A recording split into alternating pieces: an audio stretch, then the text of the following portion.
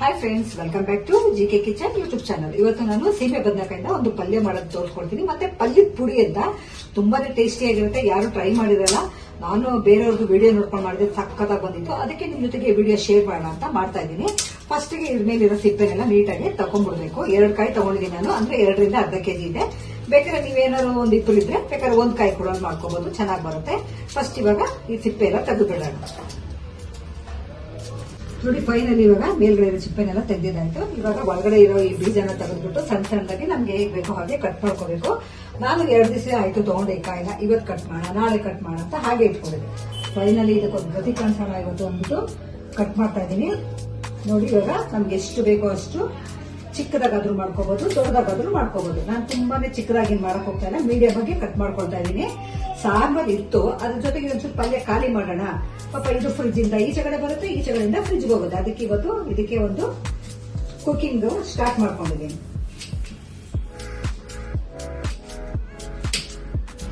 ನೋಡಿ, ಇವಾಗ ಸಣ್ಣದಾಗೆಲ್ಲ ಹಚ್ಚಿದಾಯ್ತು ಕಾಯಿನೆಲ್ಲ. ಇದಕ್ಕೆ ಒಂದೇ ಒಂದು ಈರುಳ್ಳಿ ತಗೊಳ್ತಾ ಇದ್ದೀನಿ. ಬೇಕಿದ್ರೆ ಹಾಕೋಬಹುದು, ಇಲ್ಲ ಅಂದ್ರೆ ಬಿಡ್ಬೋದು. ನಾನು ಸುಮ್ಮನೆ ಅವರು ನನಗೆ ವಿಡಿಯೋದಲ್ಲಿ ನೋಡಿದಾಗ ಅದಕ್ಕೆ ಈರುಳ್ಳಿ ಹಾಕೊಂಡಿದ್ದಾರೆ. ಯಾವುದೇ ರೀತಿ ಪಲ್ಯ ಆದ್ರೂ ಈರುಳ್ಳಿ ಇಲ್ದೇ ಮಾಡಬಹುದಂತೆ. ನಮ್ಗೆ ಏನಪ್ಪಾ ಅಂದ್ರೆ ಈರುಳ್ಳಿ ತಿಂದು ಟೇಸ್ಟ್ ಗೊತ್ತಾಗ್ಬಿಟ್ಟಿರುತ್ತೆ. ಅದಕ್ಕೆ ಸುಮ್ಮನೆ ಒಂದು ಚಿಕ್ಕದಾಗಿ ಈರುಳ್ಳಿ ಹಾಕೊಳ್ಳೋಣ ಅಂತ ಹಾಕೊಂಡು ಮಾಡಿದ್ದೆ. ಸಕ್ಕತ್ತಾಗೆ ಬಂದಿತ್ತು. ಅದಕ್ಕೆ ನಿಮ್ಗೂ ತೋರಿಸ್ತಾ ಇದ್ದೀನಿ. ಬೇಕಿದ್ರೆ ನೀವು ಹಾಕೊಳ್ಳಿ, ಇಲ್ಲಾಂದ್ರೆ ಹಾಗೆ ಕೂಡ ಮಾಡ್ಬೋದು. ಆಮೇಲೆ ಇದೆಲ್ಲ ಕಟ್ ಮಾಡ್ಕೊಂಡ್ಮೇಲೆ ಇವಾಗ ನಾನು ಅದಕ್ಕೆ ಪಲ್ಯದ ಪುಡಿ ಹೇಗ್ ಮಾಡೋದು ಅಂತ ತಿಳಿಸ್ಕೊಡ್ತೀನಿ. ಅವರು ತುಂಬಾನೇ ಮಾಡ್ಕೊಂಡು ಸ್ಟೋರೇಜ್ ಮಾಡ್ಕೊಂಡಿದ್ರು. ನಾನು ಇವತ್ತು ಫಸ್ಟ್ ಟೈಮ್ ಮಾಡಿ ನಿಮ್ಗೆ ತೋರಿಸ್ತಾ ಇರೋದಲ್ಲ, ಹಾಗಿದ್ದಾಗೆ ಕೂಡ ಪೌಡರ್ ಮಾಡಿ ಹಾಕೋಬಹುದು, ಚೆನ್ನಾಗಿ ಬರುತ್ತೆ. ಇಲ್ಲಾಂದ್ರೆ ನೀವು ಅದನ್ನ ಕ್ವಾಂಟಿಟಿನ ಜಾಸ್ತಿ ಮಾಡ್ಕೊಂಡು ಕೂಡ ಪೌಡರ್ ಮಾಡಿ ಇಟ್ಕೊಂಡ್ರೆ ಎಲ್ಲಾ ಪಲ್ಯಕ್ಕೂ ಹಾಕೋಬಹುದು. ನಾನಿವತ್ತು ಈ ಪಲ್ಯಕ್ಕೆ ಎಷ್ಟು ಬೇಕು ಅಷ್ಟು ಮಾತ್ರ ಪೌಡರ್ ಮಾಡ್ಕೊಂಡು ತೋರಿಸ್ತಾ ಇದ್ದೀನಿ. ನೋಡಿ, ಈರುಳ್ಳಿ ಕೂಡ ಹಚ್ಕೊಂಡಿದ್ದಾಗಿದೆ. ಯಾಕಂದ್ರೆ ನಮ್ದು ಅಡಿಗೆ ಮನೆ ಚಿಕ್ಕದಾಗಿರೋದ್ರಿಂದ ನಾನು ಎಲ್ಲ ಇಲ್ಲೇನೆ ಕಟ್ ಮಾಡ್ಕೊಳ್ತಾ ಇದ್ದೀನಿ. ನೀವೇನೋ ಅನ್ಕೋಬೇಡಿ. ನೋಡಿ, ಇವಾಗ ನಾನು ಪಲ್ಯದ ಪುಡಿಗೆ ರೆಡಿ ಮಾಡ್ಕೊಂಡಿದ್ದೀನಿ. ಅಂದ್ರೆ ನೋಡಿ, ಇಷ್ಟು ಒಣ ಕೊಬ್ಬರಿ ತಗೊಂಡಿದ್ದೀನಿ. ಇದನ್ನ ಚಿಕ್ಕದಾಗಿ ಕಟ್ ಮಾಡಿ ಇದನ್ನ ಹುರ್ಕೋಬೇಕು.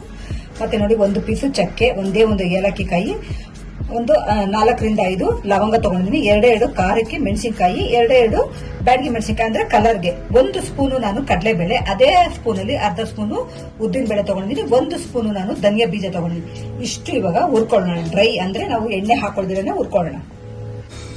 ನೋಡಿ, ಇವಾಗ ಎಲ್ಲ ಡ್ರೈ ಅಂದ್ರೆ ಹುರ್ಕೊಂಡಿದ್ದೀನಿ. ಎಣ್ಣೆ ಹಾಕೊಳ್ದಿರೇನೆ ಹುರ್ಕೋಬೇಕು. ಇವಾಗ ಇದನ್ನ ಒಂದು ಚಿಕ್ಕದ ಮಿಕ್ಸಿ ಜಾರ್ಗೆ ಹಾಕೊಳ್ಳೋಣ. ನೋಡಿ, ಇದು ಸ್ವಲ್ಪ ತಣ್ಣಗಾಗೋಷ್ಟಕ್ಕೆ ನಾವು ಸ್ವಲ್ಪ ಇದಕ್ಕೆ ಒಗ್ಗರಣೆ ಮಾಡ್ಕೊಂಡ್ಬಿಡೋಣ. ಅಂದ್ರೆ ತರಕಾರಿ ಹಚ್ಚಿದಿನಲ್ಲ, ಅದಕ್ಕೆ ಒಗ್ಗರಣೆ ಮಾಡ್ಕೊಳ್ಳೋಣ. ನೋಡಿ, ಇವಾಗ ಹುರಿದಿರೋಂಥ ಬಾಣಲಿನ ಇಟ್ಕೊಂಡು ಅದಕ್ಕೆ ನಾನು ಸ್ವಲ್ಪ ಎಣ್ಣೆ ಹಾಕೊಳ್ತಾ ಇದ್ದೀನಿ.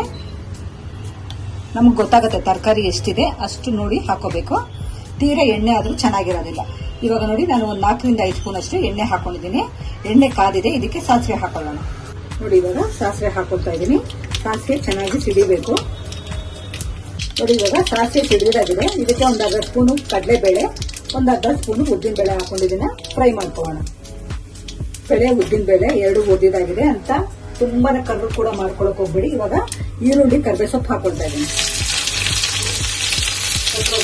ನೋಡಿ, ಈರುಳ್ಳಿ ಕರ್ಬೇವು ಸೊಪ್ಪು ಹಾಕಿದ್ರೆ ಚೆನ್ನಾಗಿ ಹುರ್ಕೊಳ್ಳೋಣ.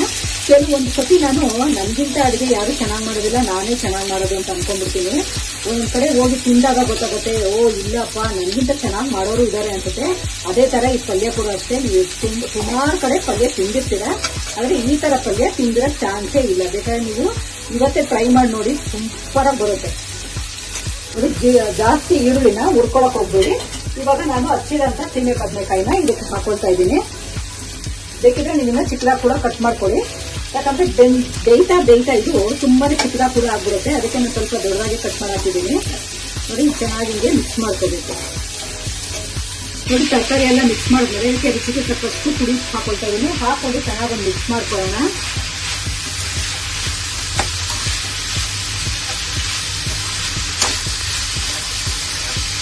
ನೋಡಿ, ಚೆನ್ನಾಗಿ ಮಿಕ್ಸ್ ಮಾಡಿದಾಗಿದೆ. ಸ್ವಲ್ಪ ಸಾಫ್ಟ್ ಆಗಿ ಬೆಂದಿದೆ.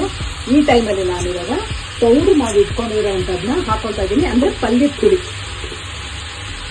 ನೋಡಿ, ನಾನು ನಿಮಗೆ ತೋರಿಸಿದ್ನಲ್ವಾ, ಇದ್ರಲ್ಲೇ ನೋಡಿ 2 ನೋಡಿ, ಇವಾಗ ಪಲ್ಯದ ಪುಡಿ ಹಾಕೊಳ್ತಾ ಇದ್ದೀನಿ. ನೋಡ್ಕೊಂಡು ಮಿಕ್ಸ್ ಮಾಡ್ಕೋಬೇಕು, ಅವಾಗ ಗೊತ್ತಾಗುತ್ತೆ. ಒಟ್ಟಿಗೆ ಹಾಕೊಂಡ್ಬಿಟ್ರೆ ಜಾಸ್ತಿ ಆಗುತ್ತೆ.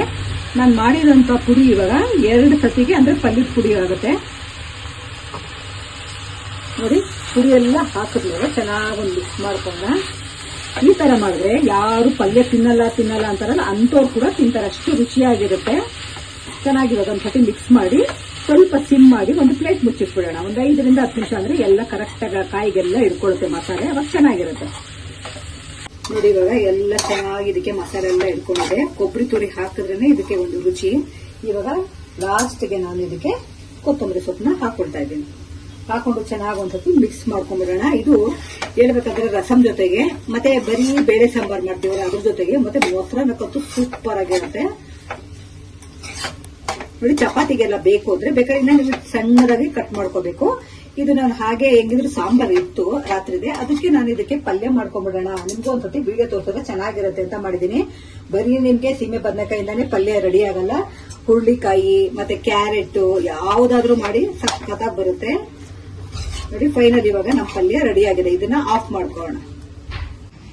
ಇವಾಗ ಪಲ್ಯ ತಿಂದು ತೋರಿಸ್ತಾ ಇದೀನಿ.